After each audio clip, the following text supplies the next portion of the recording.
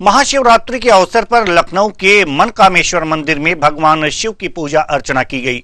इसे लेकर हजारों की संख्या में भक्त लाइन में लगे नजर आए। देर रात से ही 1 किलोमीटर से भी ज्यादा लंबी कतार में खड़े भक्त भगवान भोलेनाथ पर जलाभिषेक करने को आतुर दिखे।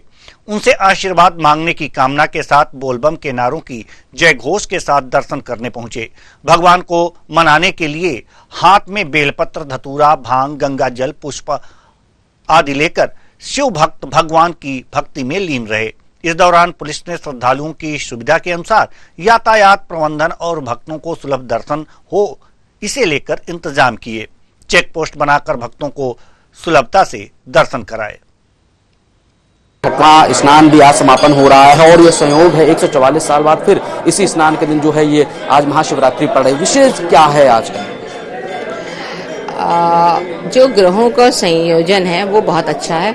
3 से 5 वर्ष में कभी कभार ये होता है, जैसे हमारा सौरमंडल होता है, सूर्य के आसपास सारे ग्रह एक परिक्रमा के रूप में होते हैं और एक सर्कुलर मूवमेंट में होते हैं। जब वो कभी कभार वो एक लाइन में सारे ग्रह आ जाते हैं। जो 8 ग्रह हैं सूर्य के समक्ष एक लाइन में आ जाते हैं, उनको हम लोग ए लाइन मूवमेंट बोलते हैं, परेड बोलते हैं। तो वो उसका रिजल्ट ये होता है कि समाज हमारा बहुत सकारात्मक रूप में जाता है। अच्छी चीजें होते हैं, जो अच्छी चीजों के परिणाम है वो बहुत बेहतर होते हैं।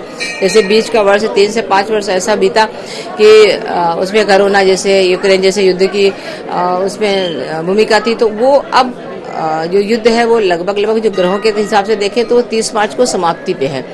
तो आने वाला वर्ष या ये शिवरात्रि आज से जो प्रारंभ हो रही है वो पूरे वर्ष बहुत अच्छी होगी, सुखद होगी और सुखद परिणामों के साथ होगी।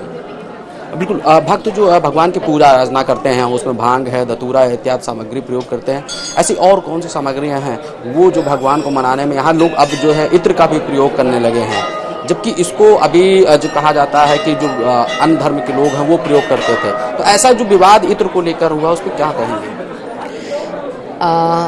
देखिए, वैसे तो ढेर से सामग्रियां होती हैं जब हम लोग भोलेनाथ पे अर्पित करते हैं, परंतु उनकी मानसिक पूजन का ज़्यादा अच्छा और वेदजनक परिणाम है। आप किसी भी चीज़ पे मत जाइए। वैसे तो हम मानते हैं कि महादेव को सिर्फ 1 लोटा जल चाहिए। जो लोग जल भी नहीं चढ़ा सकते हैं वो सिर्फ मानसिक पूजन में अगर कुछ चढ़ाते हैं तो उतने भी पुण्य की प्राप्ति होती है जितना आप कोई सामान चढ़ा के मंदिर जाते हैं। तो वो बिल्कुल भी आपके लिए परेशानी का विषय नहीं कि आप मनकामेश्वर आ पाते हैं या नहीं, किसी मंदिर जा पाते हैं या नहीं। आप किसी कार्यस्थल में बैठिए, अपने घर पे बैठिए, उनका ध्यान करिए और ध्यान से उन सामग्रियों को चढ़ाइए, मानसिक पूजन करिए, तो आपको उतना ही पुण्य प्राप्त होगा। बिल्कुल। आप भी प्रयाग स्नान करने गए थे, आज अंतिम स्नान है। क्या कहेंगे? उत्तर प्रदेश सरकार ने जो भव्य तैयारियां की थी, करीब 65 करोड़ से ज्यादा लोग वहाँ स्नान कर चुके हैं। देखिए, ये तो बहुत बधाई के पात्र रहेंगे मुख्यमंत्री जी, क्योंकि उन्होंने मेले को बहुत अच्छी कोशिश करी, सजाने और संवारने की कोशिश की गई कि उसको भव्य और दिव्य बनाया जाए और सारे महात्माओं के लिए बहुत ही सुविधाजनक किया जाए।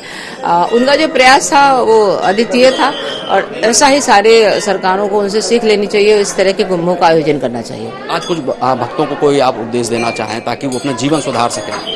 जी बिल्कुल। देखिए, शिवरात्रि तो वैसे भी हमारी वर्ष में 1 बार आती है और इसकी जो मान्यता के पीछे देखें तो हम लोगों के पास में एक उद्देश्य रहता है कि जब आप भोलेनाथ के विग्रह को देखते हैं तो ऊपर में गंगा जी हैं, उनके सर के ऊपर गंगा जी हैं।